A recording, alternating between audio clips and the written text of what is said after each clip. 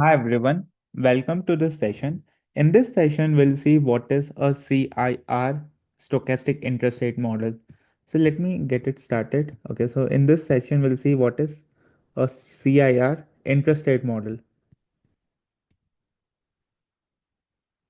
So if you have not seen my previous video on Vasicek interest rate model, I highly recommend to watch that first and then jump on CIR because the first interest rate model that was developed, the first stochastic interest rate model that was developed was Vasicek, and after that CIR came into existence. Okay, so after Vasicek model was developed, then CIR came in. So, you might be thinking, why do we even need to study CIR? See, every model that has been developed, every quant model or every mathematical model, whatsoever you can say, whatever is developed, it has certain limitations. And the next model was developed so that it can cover those limitations. So in this session, let me first give you a brief of what you can expect in this session. So in this session, we'll see what is the introduction of CIR model.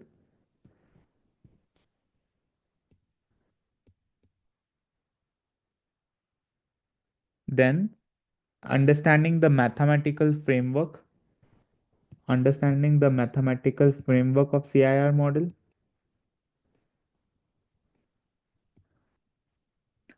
followed by understanding each component of CIR model, then understanding the key difference between the CIR and the Vasicek interest rate model, then understanding what are the limitations. As I said, see, every quant model that you see, any model whatsoever, will have certain limitations to it. And then, okay, I missed one point here. So here we'll also see the assumption of CIR interest rate model, assumption of CIR model. We'll see the difference between the CIR and the Vasicek model, the limitations of the CIR model, and the last piece is nothing but what all are, or let's say other, what are other stochastic interest rate models. Okay, what are other stochastic interest rate models? So I'll give you a list of what are other interest rate models that are being used in the field of quant finance. So let's start with the introduction first.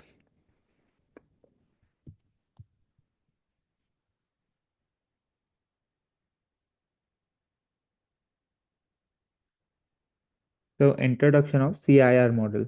So first is, what is the full form of CIR model?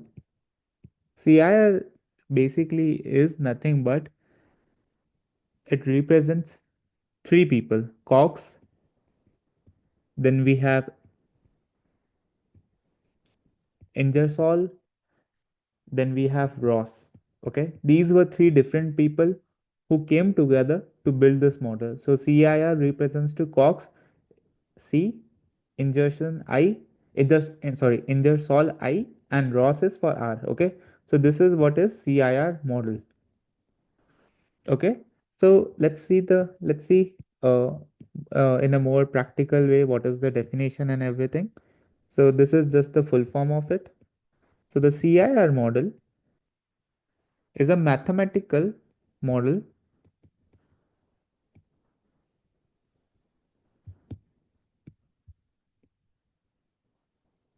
Okay, the CIR model is a mathematical model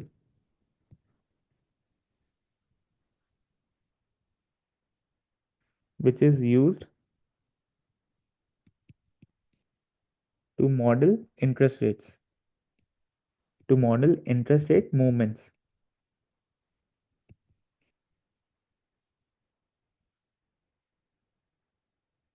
See, the way, if you see, we try to, model how stock prices behave, right? In a similar fashion, we try to model how interest rate will behave in the future. Okay. So for that, there are a bunch of models. We saw Vasicek, and then in this session we'll see CIR. Okay, but again, what is this model? The CIR model is a mathematical model which is used to model interest rate movements. This is the first thing. Okay, then second is the CIR model is an example of the CIR interest rate model is also called one factor model is also called one factor model because it describes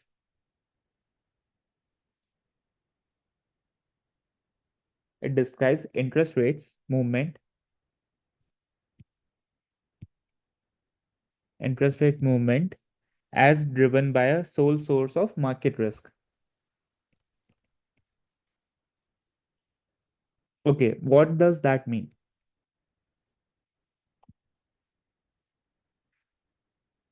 So basically what this definition means is, see, CIR interest rate model is also called one factor model. Okay, because why do we say this as a one factor model? Because it describes the interest rate movement as driven by the sole function of market risk. So you can say something like this, that CIR is driven by only one component, and what is that component? Market risk. So CIR is a function of one component, and that one component is nothing but market risk, and that's why CIR is called a one factor model. If you see similarly, Vasicek, which I covered in the last video, it is also called a one factor model. Okay, Vasicek is also called a one factor model. Why? Because it is driven by only one factor. What is that one factor? Market risk. So you can say that both CIR and Vasicek are one factor model because both are driven by market risk. And what is this market risk? This is nothing but your interest rate. So what we are trying to say is these both Vasicek and the CIR components are driven by the interest rates. Now you might be thinking, but that should be the case, right? Because anyway, it's an interest rate model, so it should be driven by interest rates. No. So what happens is, if you see interest rates, those are driven by multiple components. Monetary policies, market sentiments,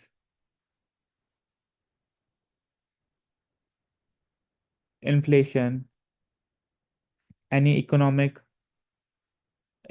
policies coming on. So those, there are multiple reasons how interest rate can change. But in this Vasicek and the CIR model, what we are considering is only one component, which is the interest rate. So we are saying that, okay, we are trying to model the interest rate using the interest rate. So how will we modeling? By using the interest rates. Okay. So let's I would say just pause on some seconds, and then you'll understand the complete picture. So now let's understand CI. Okay. So there's one more thing which is left. Okay.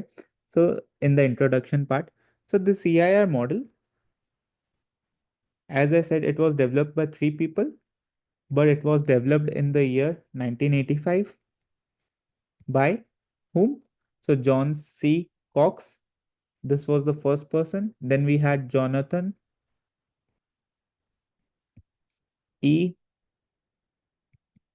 Ingersoll, and then the last person was Stephen A. Ross.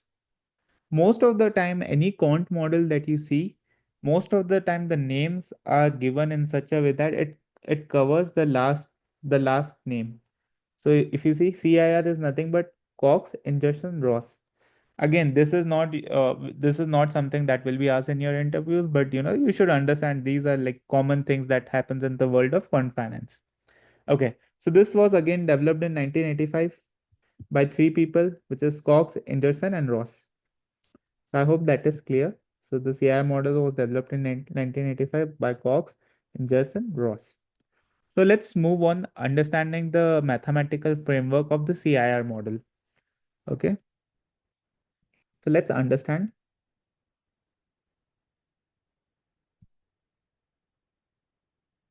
the mathematical framework.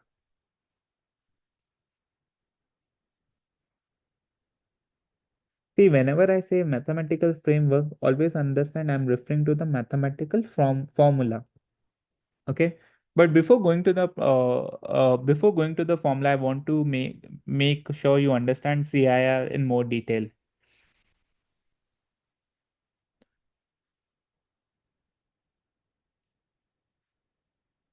Okay. But okay, let me write the equation so that it's actually, let me write the equation and then I'll explain you so that it's easy for all of you to understand. Okay. So the mathematical equation of CIR interest rate model is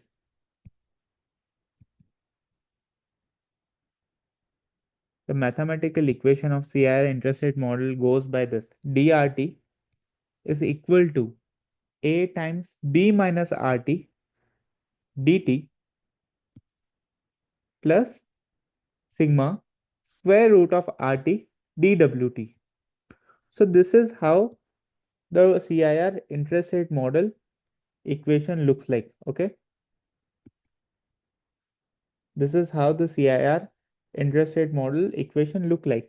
So let's understand each component. Okay, let's understand what is DRT, what is A, what is B, what is RT, DT, sigma, square root of RT, dWt.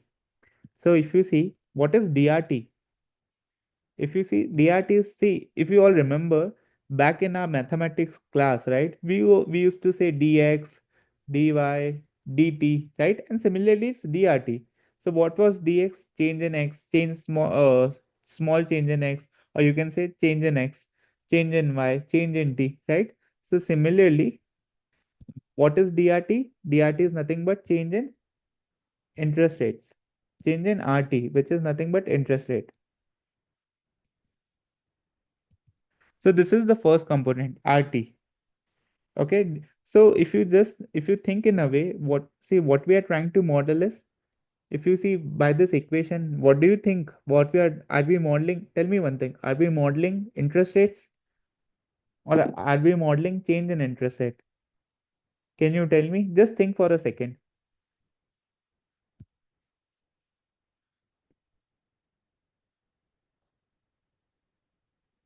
So that's right. We are modeling the change in interest rate, right? DRT is what? Change in interest rates, right?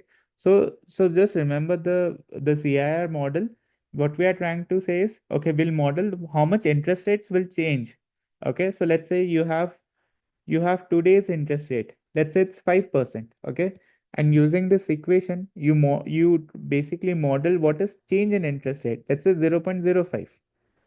Okay, and then if you add these two, 5.05 will be what? Tomorrow's interest rate, right? So basically, what we are trying to model is DRT term, which is change in interest rate. Okay, let me erase this. Okay, so that is the first component, which is DRT. Second component is A. What is A? A is nothing but speed of reversion. A is nothing but speed of reversion. So A is nothing but the speed of mean reversion. What does it mean? What does the speed mean? See, speed, as we all know what is speed. Mean reversion basically means that, let's say, the interest rate level, the mean of the interest rate is, let's say, 5%. And let's say your interest rate is here right now at, let's say, 6%. If the speed is high, it will come fast. If the speed is low, let's say here the speed was 10, or let's say 50. But let's say if the speed was 100, oh sorry, let's say if the speed was 40, so it would be, it will come slow, slow. Let's say if it was this, let's say the speed was 5, it will become more slow to come to the mean level. Okay. So what is the significance of speed? If the speed is high, it will come very fast to the mean level. Okay. So this is speed. Then we have B. What is B? Which is nothing but the mean. of interest rate. See, A is what? A is the speed of mean reversion, and B is nothing but the, this is what, this thing is nothing but the mean of interest rate, and how fast it will converge to the mean is what? Speed. Okay. So now dt is again what? Change in time.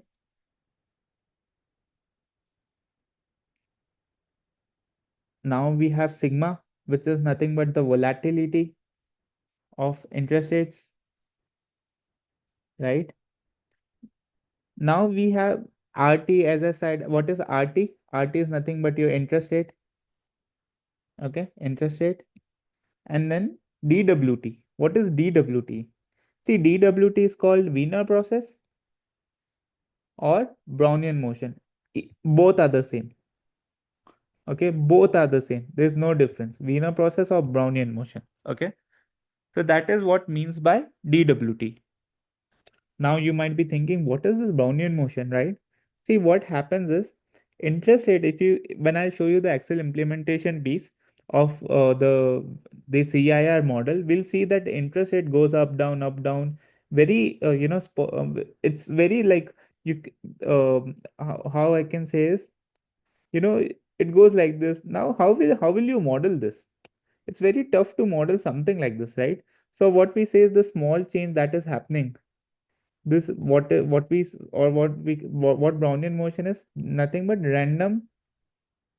It's a what you can say, it's basically random fluctuation that happens in interest rates. Now you might be thinking, why does random fluctuation happens? See, anything happens in the, let's say, any monetary policy comes out, or let's say because of market sentiments, right? Because of market sentiment, anything happens in the financial market, it definitely affects the interest rate, right? So sometimes you'll see interest rate moving like this. So it's very tough to model something like this, right? So you always say that, okay, the interest rate shows random fluctuation, which is modeled by the Brownian motion. Okay, which is modeled by the Brownian motion. Now this was nothing but the Wiener process.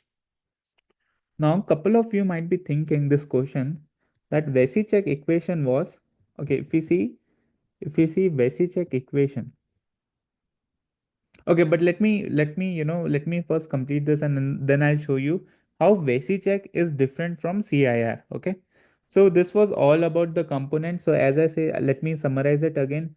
So A is nothing but the speed of reversion, like how fast the interest rate goes back to the mean level of the interest rate. B is nothing but the mean of interest rate. RT is nothing but the interest rates. DT is nothing but the small change in time. Oh, sorry, change in time, you can say. Sigma is nothing but the standard deviation or volatility of the interest rate. DWT is nothing but the Brownian motion, and this is nothing but the square root of interest rates. So Wiener process is responsible for what? For the random fluctuation that happens in the interest rates. Okay. So whatever you see, something like this, you always say, okay, this can be modeled by Brownian motion. So now coming back to how interest rate will go up and down. You might be thinking, because in real life we definitely see interest rate going up and down. So how interest rates goes up and down, or let's say, let me tell you CIR how CIR model can make interest rate up and down, or instead of make, I would say, can model interest rates up and down.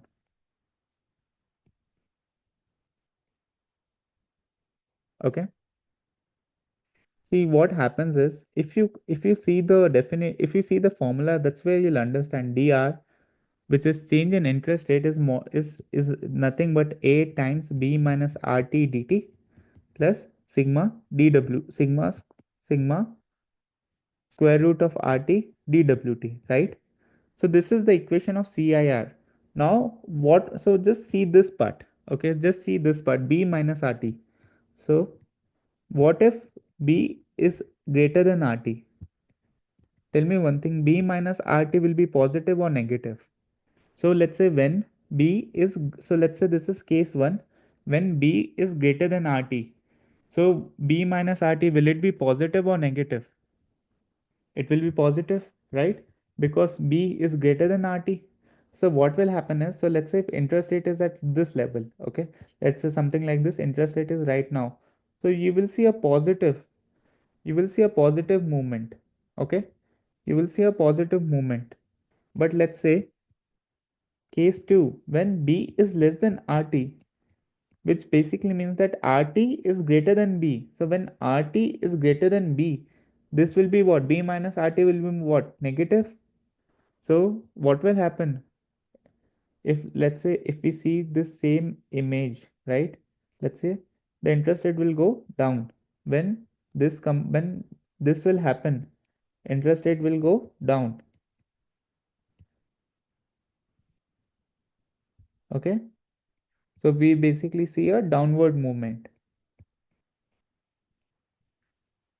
Okay. So always remember with this equation B minus RT. So when B is greater than RT, this component will be positive. And when you multiply A, see what is A? If you remember, A is nothing but speed. Speed is always positive, right? And what is dt? Dt is always positive, right? Dt is what? Change in time. Change in time cannot be negative. It is always positive. Sigma. Sigma is what? Volatility. This square root of rt, if you take square root of anything, that is always positive, right? So point I'm trying to make is when interest rate goes up, sorry, when b is greater than rt, we will see a positive upward movement, and when b is less than rt, we'll see a downward movement. Okay, so basically let me summarize this in a table.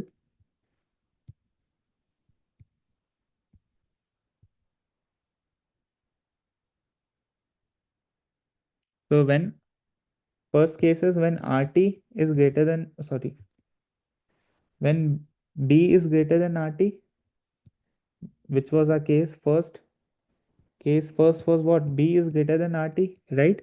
So when B is greater than RT, DRT is equal to A times B minus RT, right? And when B is greater than RT, this component will be greater than 0. So it will adjust the interest rate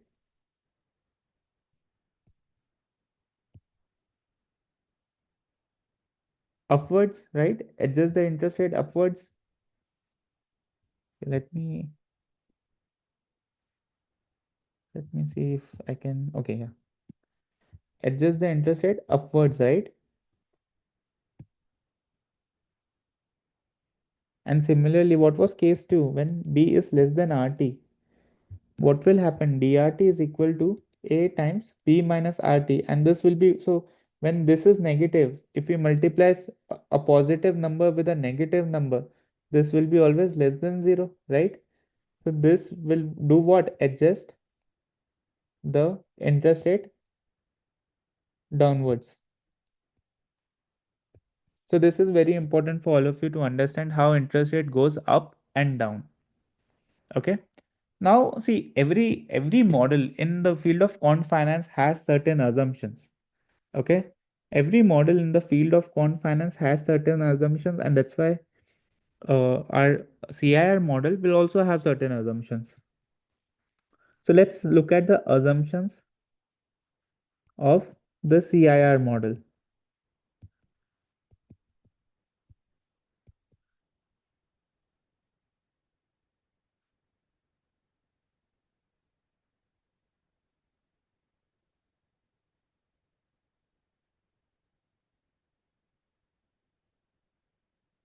So so when B is equal to RT, what will happen? Just imagine when B is equal to RT, what will happen? So when B is equal to RT, you know, it this will be the case.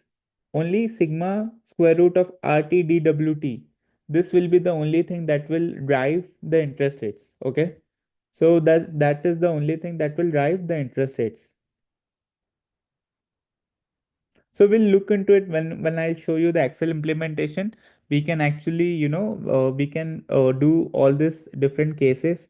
so that it will be easy to understand in greater detail. But let's look at the assumptions of CIR model. Okay, let's look at the assumptions of the CIR model. See, the first assumption that the model make is the CIR model assumes mean reversion. So the CIR model assumes mean reversion. This, what does this mean? This means that interest rates tends to move towards long-term equilibrium, long-term equilibrium level over time. Okay. So basically what I'm saying is, see, if you see, let's say this is the mean level of interest rate. Okay. Let's say interest rate is going up, but okay, let's say interest rate is going up, but there will be a point it will come down, and again there will be a point when it will go again up. So basically what this is trying to what this assumption is trying to say is the CI model always assumes that the interest rate will always revert to the mean. So interest rate tends to move towards the long term mean. And tell me one thing, just think, how will it come down or how will it go up? If you remember the equation A times B minus RT dt. So this component, when B is greater than RT, when B is greater than RT, it will adjust the interest rate upward.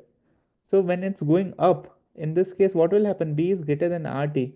But when it's going down, it is what? B is less than RT. So that's why now you might be able to understand the significance of what will happen when what is B? If you remember, what was B? B was our long term or long, or it was the mean of long term mean of interest rate, right?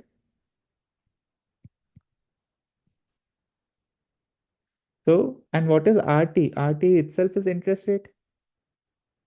So, what I'm saying is when this will happen, interest rate will go up. When this will happen, interest rate will go up. But when this will happen, when B is less than RT, interest rate will go down. So basically, and this is what happens in real life also. Have you ever listened? Have you ever heard of something like this, that interest rates have gone up in the last 10 years? It has never happened like that. Interest rate will go up, then down, then up, then down, then up, then down. So, it always goes up and down. So there are a period of highs and lows, but it will always tend to come towards the mean. It will always rotate, or it will always move along the mean, and this is what makes this model very important. So this was the first assumption of the model, that it assumes mean reversion, that the interest rate will move towards the long term mean. Okay, so this was the first assumption. Secondly, what is the second assumption? So second assumption is nothing but it assumes that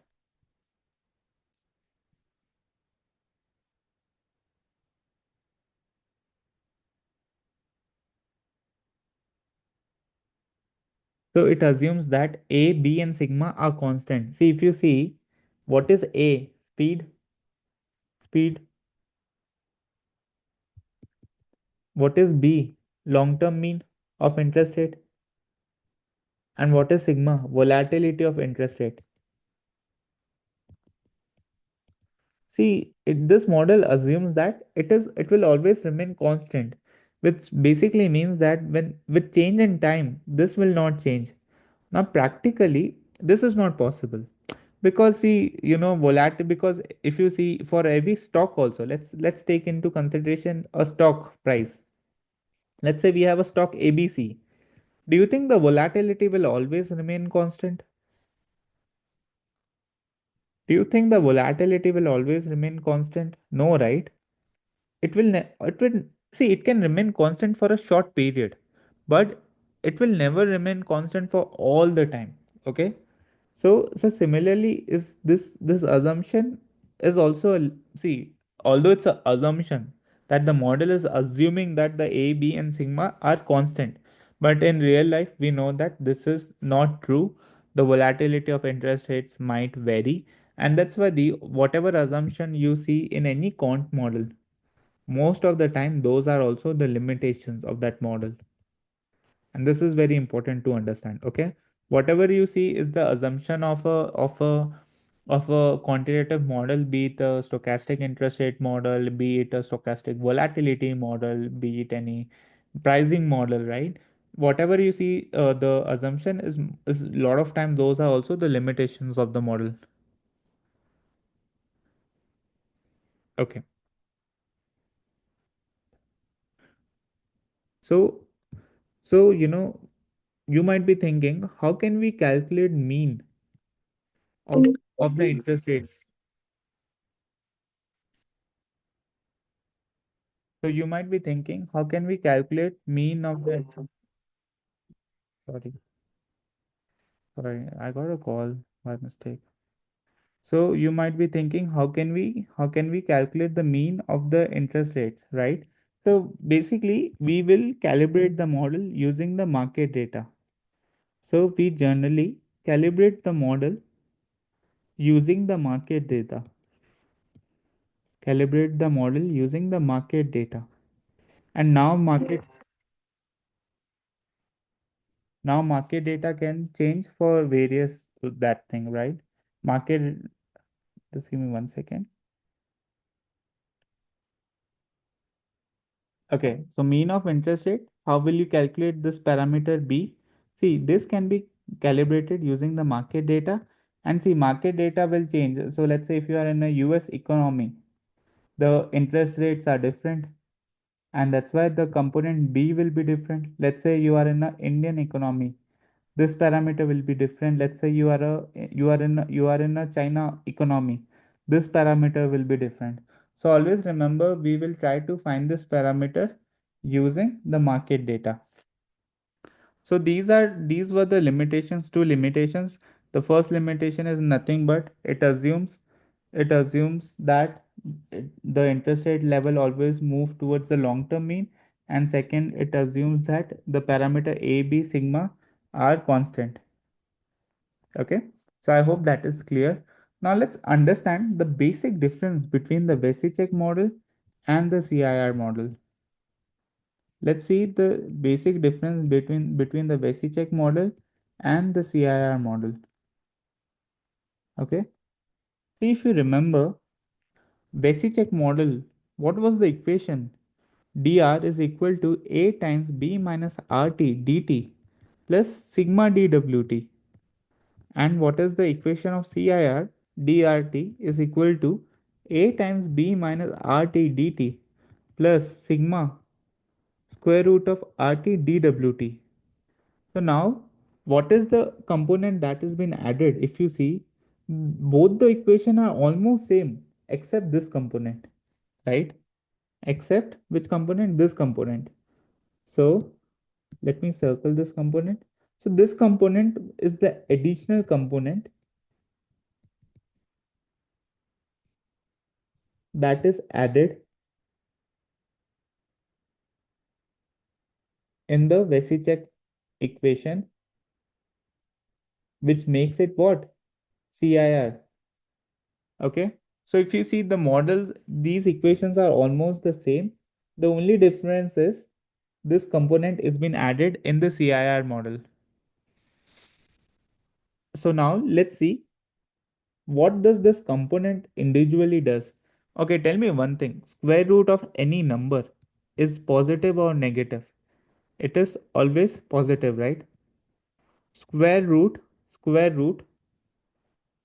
of any number will always give you positive value, right? So that is the thing that CIR took into their equation. What? Basically, so what CIR did was they told that Vasicek model Vasicek model generates both positive value and negative value of the interest rates. Okay, it generates both the positive value and the negative value of the interest rates. But in real life, let's say let's talk about any economy, US, India, China. Do you think right now interest rate can go negative in 2024? Do you think interest rate, or do you see interest rate going negative in the year of 2025? No, right? So using a Vasicek model is not good, right? Why? Because it gives you both positive and negative value. And when we know that when negative value is not possible in this economy, right? Then what will happen? Then using this model makes no sense, right? Using this model makes no sense.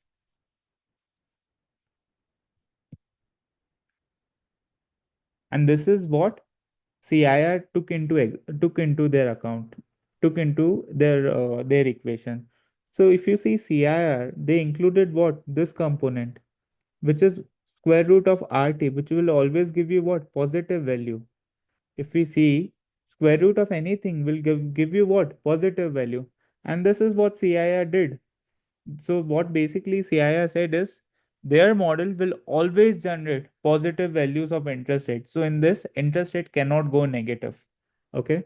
So in the CIR model, in the CIR model, the interest rates can't go negative. And this is what makes this model special, right? This is what, if you see this component again, this component, what makes this model special, because in Vasicek model can generate both positive and negative value, whereas CIR will generate only positive value. And this is what makes this model important. So tell me one thing, as of now, let's say take any country, let's say take USA. What do you think is more significant, Vasicek or CIR? Just think for a second. Just think for a second.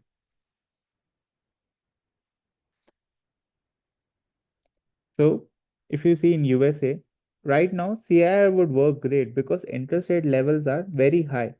Okay. So CIR is used in such a economy when interest rates are high. Okay. But let's say Germany. Let's take a country like Germany where interest rates are close to zero or even sometimes negative. Which model do you think will perform better, Vasicek or CIR?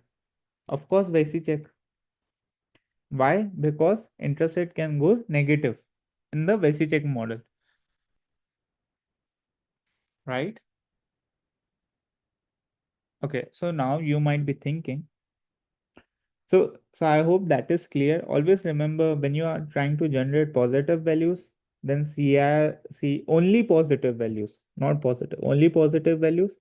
CIR is important, and when you generate both positive and negative value, that's where you use Vasicek model.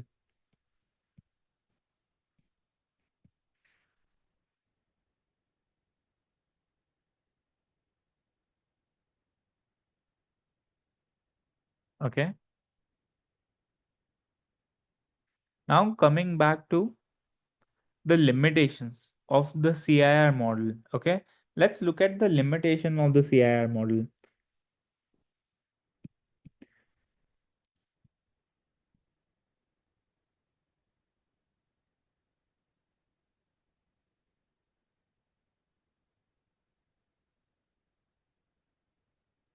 Let's look at the limitations of CIR model. Okay, see, first limitation, as we all know, that it assumes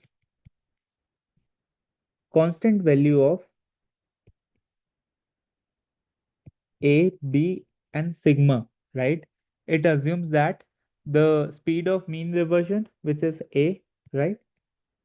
It assumes that the speed of mean reversion The long-term mean of interest rate, and sigma is what volatility of interest rate, or you can say standard deviation of interest rate. That can go that are sorry, these values are constant, but in reality, if you see in reality, these parameters might change.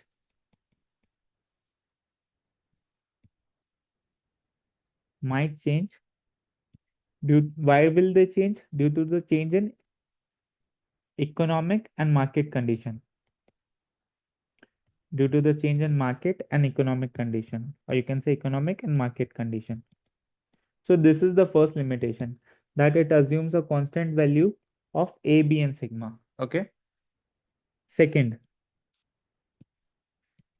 what is the second assumption? What is the second limitation of this model? It is not suitable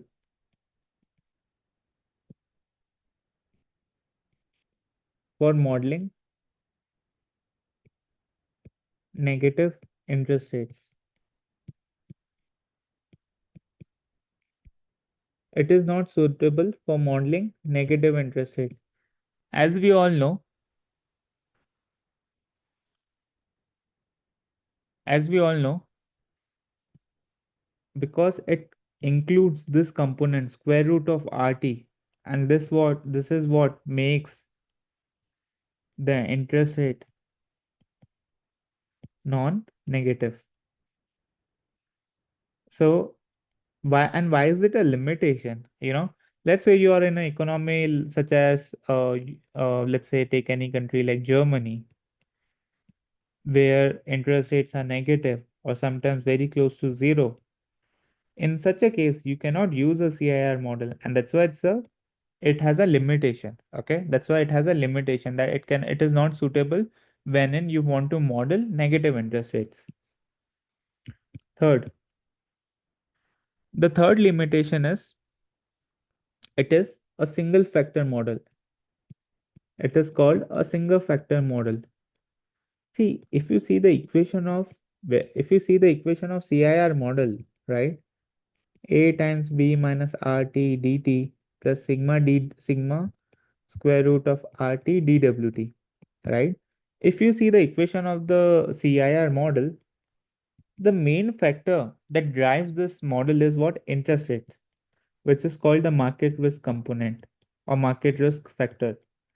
So the interest rate is the only component that basically models this interest rate, and that's why it is called the single factor model. But interest rates can be so if you see interest rates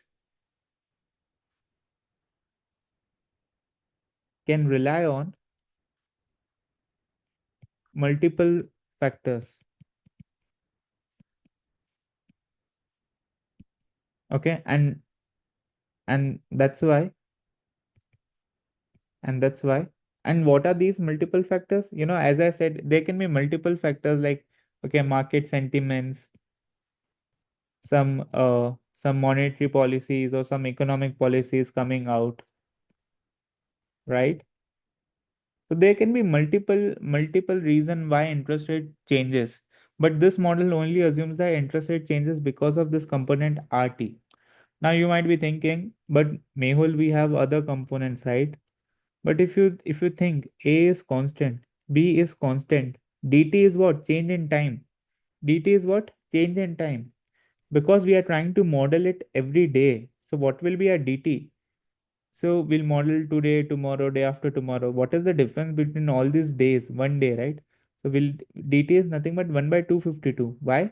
Because in 1 year there are 252 trading days. Okay.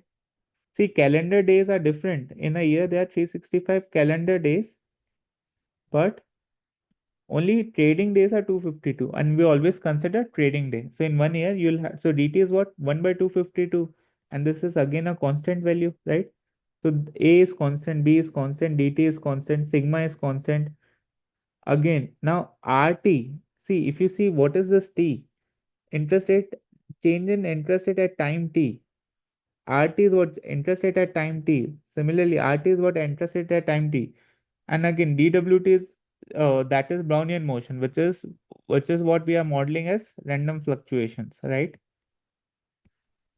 So if you see, in a way, this CIR model is modeled only because of this RT component, which is changing every day, which is changing every day. So that is why CIR is called a single factor model, and it this is an limitation of this model, that it assumes that CIR only depends on a single factor framework, but in general, interest rate relies on multiple factors. Again, this last limitation of CIR model is it assumes that there are no jumps or discontinuity. Okay, it assumes that there are no jumps or discontinuity. So what does that mean? See, if you see interest rate going like this, like this, like this, it will never happen that okay, we are here and it will jump here and then it will start like this. It will never happen, you know. So this jump or this discontinuity will never happen. So this is an example of discontinuity. Or something, if you see something like this, here we have and then here. So this jump, right, this jump, it will never happen. Okay, so the CIR model always assume continuous path. So what I'm trying to say is the CIR model assumes continuous path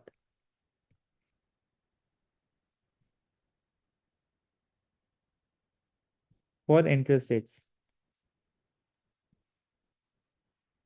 Now see, it is not always necessary that jumps will not happen, or this is not practical. If you ask me, this is not practical, because in general there can be jumps, right? There can be jumps. If what if the interest rate the Fed increases the interest rate by 50 basis point, definitely interest rates are here, then it will go here, right?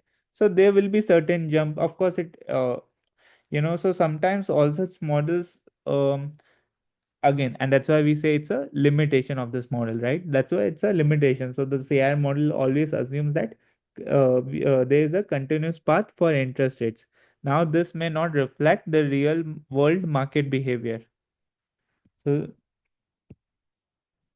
this might this may not reflect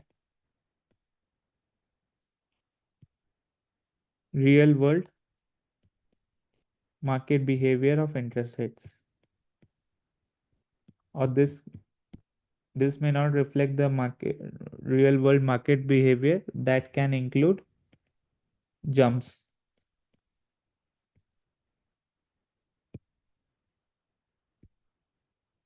or sudden changes due to unexpected events. Okay, so these are certain assumptions of CIR model. So again, I'll revise. The first assumption is it assumes a constant value of a, b, and sigma. It is not suitable for modeling. It is not suitable for modeling negative interest rate. It is called a single factor model, which basically means that the CIR model relies only on a single factor. But we all know that in real life, interest rate can vary, can be changed because of multiple reasons or multiple factors. And the last thing is it assumes that there is no jump or discontinuity. But we know that if there are sudden events happening, then definitely we can see jumps in the interest rate level. So now the last piece of the session, what are, because see, every time when we say that okay, this model had a limitation, then there came a next model, right? We saw that Vasicek had this assumption, had this limitation, that it was generating negative values, but then CIR came into existence, right? So what are some other interest rate model that you should be aware of? What are some other interest rate models that you should be aware of? See, then, so in total, we have a lot of different models. Let me write all of them. So we have Vasicek model, then we have CIR model, then we have Hull White model. And guys, you know what? This Hull White model, you know who created this model? John C. Hull. And that's why I always say read his book. You will learn so much from this guy. Please read Options, Futures, and Derivatives by John C. Hull. Okay, he's a very brilliant author. So third is Hull White model, interest rate model. Then we had Black.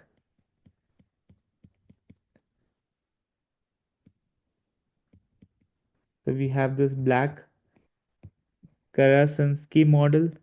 Then we have this LIBOR market model.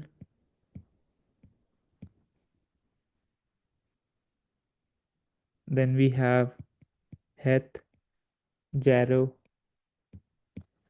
Morton model.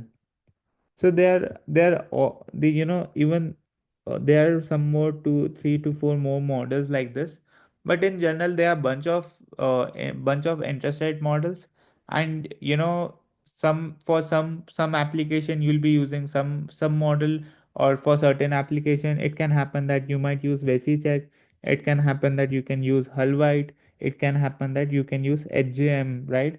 So you should be well versed with all the models. But for now, this was what it was CIR model. So I hope you understood the CIR model, and if you have any doubts, please let me know.